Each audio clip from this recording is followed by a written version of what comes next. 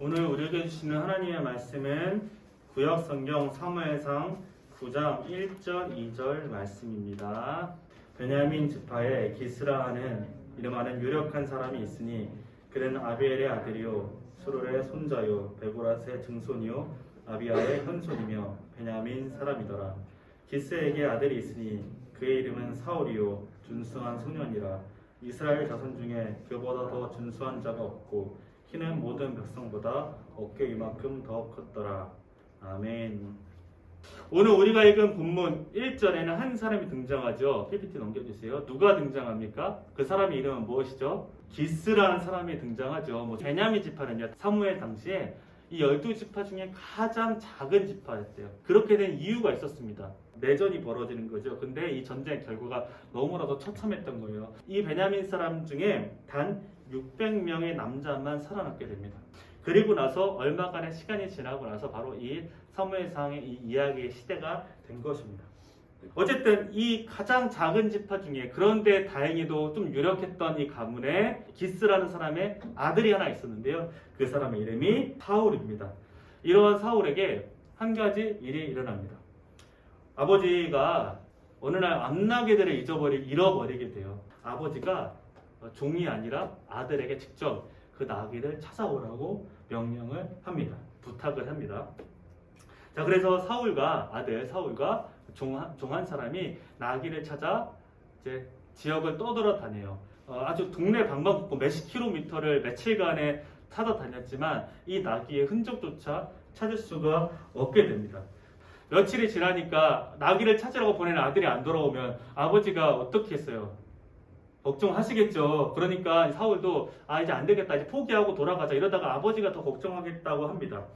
마음이 포기하는 쪽으로 기울였죠. 근데 그 이야기를 들은 종이 어떻게 반응하는지가 되게 신기한데요. 종은 무지하게 충성스러웠던 것 같아요. 어떻게든 이 주인의 나귀를 찾고 싶은 열망이 사울보다 더 컸던 것은 아닐까. 나 아무것도 없는데 어떻게 하지니까 종이 저한테 돈이 있으니까 한번 가보시죠라고 오히려 사울을 설득합니다.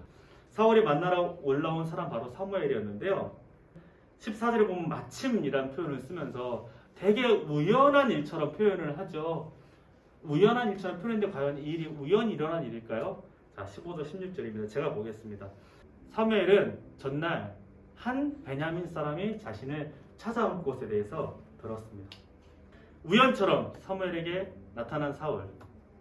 또 생각해보면 우연처럼 나귀가 없어지고 우연처럼 떠돌아다니다가 사무엘이 거주하는 곳으로 왔지만 과연 이 모든 일이 우연히 일어난 일일까 생각해 볼 수 있죠. 사무엘은 사울을 만나자마자 암나귀를 찾았으니 걱정하지 말라고 말합니다. 그리고 나서 이런 말을 합니다. 이스라엘의 모든 집이 너를 원하고 있다. 너를 원하고 있다. 사실 사울이 들었을 때 아직은 정확히 무슨 말인지 모를 수도 있어요. 사울은 그 사무엘의 말에 상당히 부담감을 느껴서 아닙니다.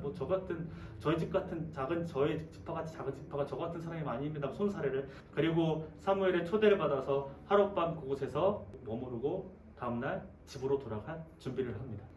이스라엘 왕을 세우기 위한 하나님의 계획이 우연처럼 보이는 이 사건들 밑바닥 속에서 차츰차츰 진행되고 있음을 우리는 볼 수 있다는 것입니다. 이렇듯 하나님의 손이 보이진 않지만 역사하는 것처럼 보이는 것을 우리는 섭리라고 합니다. 바로 이 섭리란 하나님께서 이 세상 모든 것을 통치하시며 모든 일을 돌보시고 이끄시는 바로 섭리입니다. 그리고 하나님이 이 섭리를 통해서 하나님 자신의 뜻을 이 세상 가운데 이루고 계십니다.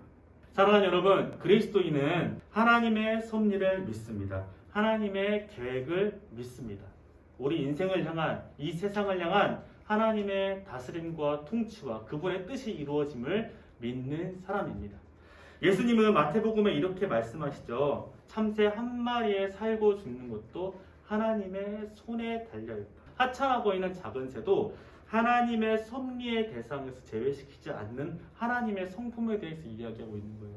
그렇다면 하나님의 형상으로 지음받은 인간, 그분의 부르심을 받아 하나님의 자녀가 된 저와 여러분의 삶, 하나님의 섭리 안에 있지 않겠습니까?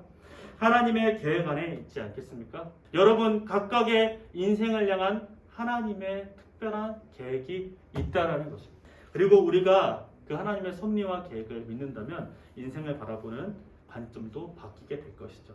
요셉의 삶을 잠깐 보면요. 요셉의 삶이 어떻게 보면 되게 불행해 보이는 삶이지 않았습니까?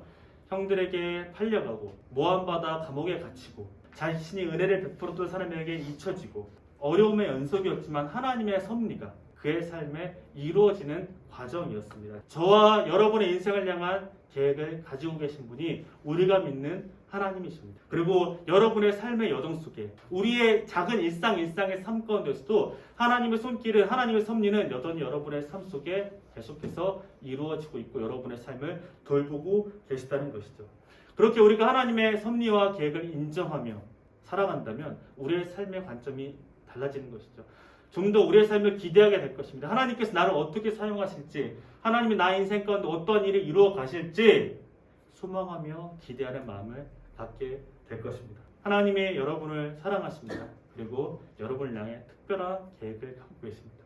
여러분의 삶의 자리에서 보이지는 않지만 여전히 여러분의 삶을 붙들어 주고 계심을 신뢰하는 것이 그리스도인의 삶이다라는 것이죠. 기도하겠습니다.